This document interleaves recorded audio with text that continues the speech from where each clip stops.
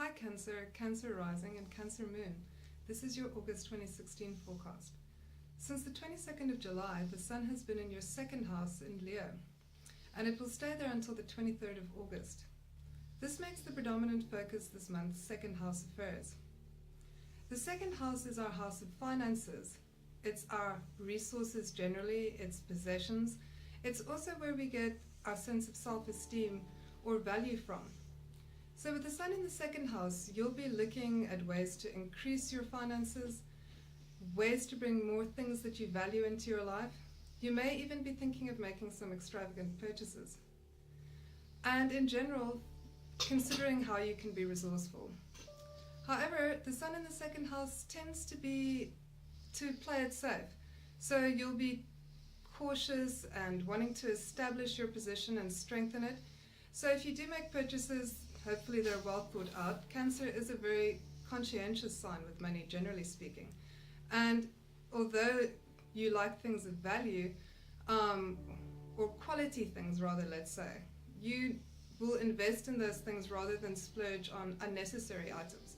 So, and generally a good head for money. So you'll probably be using this month to get your finances in order. And while you may want to make things more comfortable and pamper yourself, you probably won't go overboard. Let's look at where the new moon and the full moon are in your chart this month. The new moon is also in your second house in Leo, and the full moon will be in your 8th house. These are the houses of finances in the chart. It can also show how we give and take, generally speaking, where we give support to others and where they get support from us. This can be in the form of finances, but not exclusively, because it's also a give and take of power and, sharing responsibilities. So you'll be looking at joint resources and your resources. And like I said, considering your investments, considering your financial obligations. So the new moon in the second house on the 2nd of August will show you feeling very emotionally invested in your money, in your possessions, and taking pride in those things. So you'll be wanting to feel more secure in that position and doing things that will enhance that. The new moon has got 2 trines between the Sun and the Moon and Saturn in the 6th house. This links finances with the house of work. So you'll be taking on more responsibilities at work, working very hard towards certain projects, tying up loose ends from previous projects. It may also be that you get recognition for work that you've done previously, or that you get assistance from older people or respected individuals within your field who help you in this respect. So hard work, focus, and financial planning come together. So strengthening your position with a balance of work and resources. So how are you going to use your resources? How are you going to structure them? And how are you going to invest your energy? What will be the most productive outlets? And the full moon in the 8th house will be showing, like I said, how you give and take power and share it, and how you share financial responsibilities. It's also the house of partners' money and fears and anxieties of mind.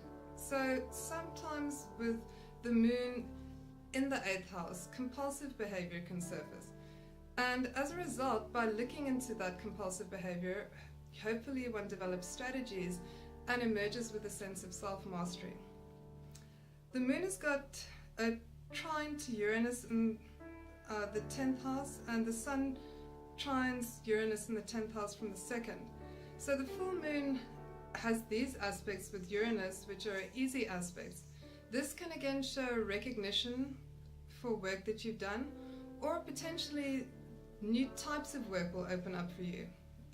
If you are in a position where you have a fixed job, you may have new duties and responsibilities, and your efforts may be recognized. You could also be given opportunities to work in different areas, and if you work independently, there could be new avenues of income for you.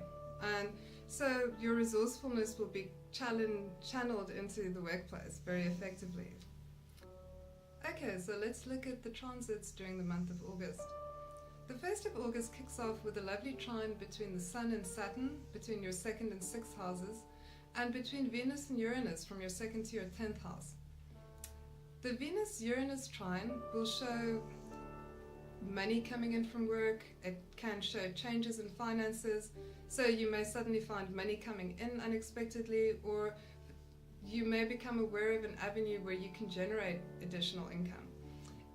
As a whole, this is a very creative aspect, so you'll be feeling inspired in a new way to tackle the areas of work and finances. So how can you make more money? What new things can you take on that can bring in money and rewards and make you more satisfied in your work, generally speaking? The Saturn and Sun trine has a practical dimension. This will make you very good at getting things done at this time. So the first of the month starts with an inspired approach to things. Like I said, new ways to make money, new ways to make your position more comfortable, particularly professionally, and a practical focus on how to get more done. So working hard and efficiently, but with an edge of inspiration. On the 2nd of August is that new moon in Leo, in your 2nd house. And like I said, this can show emotional attachment to finances, so your self-worth very much linked to your resources and money and possessions. So you'll want to bring more of those things into your life. And with the trines to Saturn in the 6th house, hard work is going to be the way. So tying up projects and completing work and possibly receiving recognition at work, and hopefully in this diligent fashion generating more income, or at least a greater sense of security in your work. On the 4th of August, Mars goes into Sagittarius in your 6th house, where it will be joining Saturn and moving to conjunct Saturn by the end of the month. So Mars in Sagittarius, let's just look at this on its own in the 6th house. This can have you wanting to take the initiative at work and wanting to have more independence and independent responsibility. So you'll really have an increased drive in terms of work that you do, and like I said, you'll want to be given more authority to carry out projects on your own. This type of thing is of course easier if you work for yourself, but if you work in an office environment, then try and get projects allocated to you where you can be in charge, and if barring that, work alone. And so use that drive for that. The conjunction with Saturn is going to show obstacles, delays, and setbacks in this regard. So there can be a bit of frustrated energy in the workplace, mounting tension and feeling repressed by authority figures and, having too many duties and responsibilities. Saturn has been in your 6th house for some time, and it can show a lot of additional responsibilities at work. And, the trick here, because this is also the house of health, is not to take on too much. And if you're feeling underappreciated, try not to let it get to you too much, because you will be feeling this way at this time. If you're an employer, on the other hand, you may not be giving your employees enough credit, conversely. So try and strike a balance. So with Mars and Saturn in the 6th house, what's going to be very important for your work and for your health is to conserve your energy. So consider very carefully what you can take on and how much energy you want to invest, because these things will affect your health adversely if you don't do so. So like I said, not necessarily something to worry about, just something to be aware of. So consider how you want to spend your energy, where it's going to have the most reward. On the 6th of August, Venus will square Mars from the 3rd to the 6th house. This can show tension with colleagues and friction at work. So it can sometimes be very specific and literal in that Mars and Venus represent male and female types of conflict, but not exclusively. So you may find that you want to have a heated exchange, possibly via an email or a text with someone, but let the tension settle and find a productive outlet. What you're really wanting to do here is take some initiative. And if you can do so in a way that doesn't rub up somebody else badly, then take that initiative. Between the 5th and the 7th, Venus will square Saturn in the 6th, and this echoes that theme of feeling unappreciated. or that you're taking on too many responsibilities, the result can have you withholding love, withholding affection, or just withholding warmth generally from people. So try not to let this get to you, and if you can during this time, work alone as far as possible. On the 7th of August, Mercury opposes Neptune from the 3rd to the 9th house. This aspect can show a lot of confusion, logical thinking isn't at its strongest. So because it affects the houses of communication and learning, it can show communications that aren't clearly understood. You may not be understanding clearly what someone's trying to communicate to you, and you may suspect that they're deliberately trying to deceive you. Or it could be that you're just a little bit gullible. So not a good day to commit to anything. Wait for that confusion to settle, which it does with the next aspect. On the 10th of August, Mercury trines Pluto from your 3rd to your 7th house. This is a great aspect for getting your ideas out into the world. The 3rd house relates to publishing and teaching and education, so that could be a suitable platform for your ideas. But barring that, you can get them out through any traditional communicative channel, phone calls, social media pages, etc. So get your ideas out there, because this one will make your ideas powerful and potent. So you'll really be able to express yourself very well and forcefully. And because Pluto is in your 7th house, this is particularly good for one-on-one communication with a significant other. This can be a spouse, boyfriend, girlfriend, business partner, or even somebody that you consult with. So it could be good for in a therapeutic context if you see a counselor, or it could be good for consulting, whether you consult yourself or whether you're consulting with any kind of professional, a doctor, an astrologer, so a lawyer. Yeah, so good for consulting, good for intense one-on-one interactions. So if you want to take your communication one step up, this is the day. And let's have a look. On the 14th of August, Venus opposes Neptune from the 3rd to the 9th house. This aspect can have you feeling unappreciated, perhaps taken advantage of. So the 9th house, where Neptune has been for some time and will remain for some time, has to do with our search for meaning in life.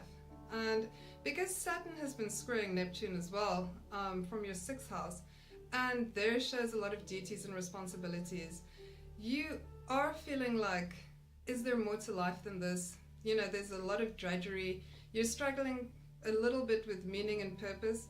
So those are the aspects that describe this. And this opposition between Venus and Neptune will echo that theme. You're feeling unappreciated. You're wondering if there's more to life than this. But, things being a seesaw eventually, astrologically, this too shall pass. On the 16th of August, the Sun trines Uranus from the 2nd to the 10th house. So this is again good for recognition at work, or for opportunities to do different types of work to generate income. So you'll have insights around this time about possible avenues to do so. You can consider ways that you might get more recognition for what you do, how to draw attention to yourself, and possibly how to generate more money or income from those endeavors professionally. The full moon on the 18th of August is in Aquarius in your 8th house. The new moon was in Leo, which is personal drive and will and desire, and Aquarius of course has to do with collective goals, and the 2nd and the 8th houses echo this rather nicely. So like I said, the balance here is between giving and taking, sharing responsibilities, sharing finances and duties. So look at that, because it may be that you need to lean on somebody for support, or alternatively somebody may need to lean on you. With the trine from the moon to Uranus, and the sextile from the moon to Uranus, and the trine from the sun to Uranus, it can again show resourcefulness in terms of finances. And in a way it's possible it could show money coming in unexpectedly, money coming in unexpectedly either from work or possibly through something else like a tax rebate or a small inheritance. So not necessarily, but like I said, it could, because it affects the houses of finances, it will show at least insight into how to make more money or possibly just be more resourceful generally. And what it does highlight though is how to receive recognition for your efforts. So look for that, like what can you do to get more appreciation for the work that you do. On the 22nd of August, Mercury conjuncts Jupiter in your third house. The third house is communications and daily routine, and it's also, like I said, education and teaching. So Mercury and Jupiter come together very nicely here. It's a good aspect for business deals, and for research and private research or study that you're undertaking. It shows that you have a very comprehensive angle on something. So it's very good for the broad view. You know, you've got your handle on all the details, but you're seeing the big picture. So a very comprehensive communicative aspect that you can use in, like I said, the areas of communication, teaching, possibly publishing also, and good for business deals generally speaking. On the 23rd of August, the Sun will move into Virgo in your third house. So this shifts things from the second to the third house in terms of focus for the last week of the month and for the first 3 weeks of September. So this is how we deal with our day-to-day routine. It's also letters, phone calls, texts, communications, and teaching and education. So very often day-to-day affairs take on a different spin, or we're focused on how we get things done, and in terms of habits, in terms of routines, and also because it represents neighbors and siblings, can show interacting more intensely with these sorts of people in our day-to-day activities. But more on that next month. On the 24th of August, Mars will conjunct Saturn in the 6th house. So like I said, this conjunction can show delays, frustrations, setbacks, obstacles in the workplace. Mars is your drive, and in Sagittarius it's very expansive, so you'll be wanting to take initiative in a lot of different areas, and you'll want to be given more independent authority, to act according to what you think is best. And Saturn, on the other hand, is restrictions and frustrations, so this can show the setbacks and delays. So because this is the house of work and health, as it were, you want to make sure these things don't adversely affect your health or have you feeling too done in the office. So consider carefully where you want to invest your energy, what are going to be the most productive avenues, where you're going to have the most freedom of movement. And so go over and review those things and consider which direction you want to take, so that when Mars moves on from here, you're freed up a bit and you know where you want to direct your focus. On the 26th of August, Mars squares Neptune from the 6th to the 9th house. This can show sometimes a bit of problems with substance abuse, like in the sense of overindulgence. It can also show interacting with shady people. So it's a sort of aspect that leaves a bad taste in your mouth. And so if there are shady characters in your life, then just don't engage. Or if you have overindulged, take those liver tablets the next day. Between the 26th and the 28th of August, there's a wonderful aspect between Venus and Jupiter in your third house. Venus and Jupiter are the benefics. So Venus is the lesser benefic, Jupiter is the greater benefic. So a lovely combination. It tends to have one feeling very good about yourself. And also, as a result, a great day to throw a party or to entertain.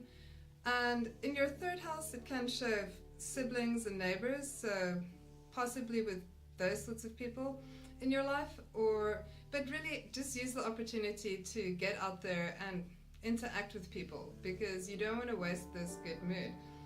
In the third house, it can also be good for business deals, actually. So, and expansive in terms of education and publishing.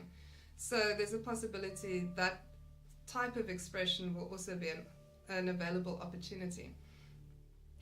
Between the 27th and the 29th, Mercury will conjunct Venus in your third house. Mercury being communication and Venus being sweetness, just to summarize in this case, shows persuasive communication. You'll be feeling very charismatic, so this is a good aspect for selling yourself and selling your ideas and getting your ideas across to other people. You'll be very silver-tongued at this time. It's also good for sentimental words, so if you need to express loving feelings or you need to smooth over some ruffled edges, use this aspect for its charm and lightheartedness. Anyway, that's all for this month, and please tune in again next month for your September forecast. Thanks very much for listening.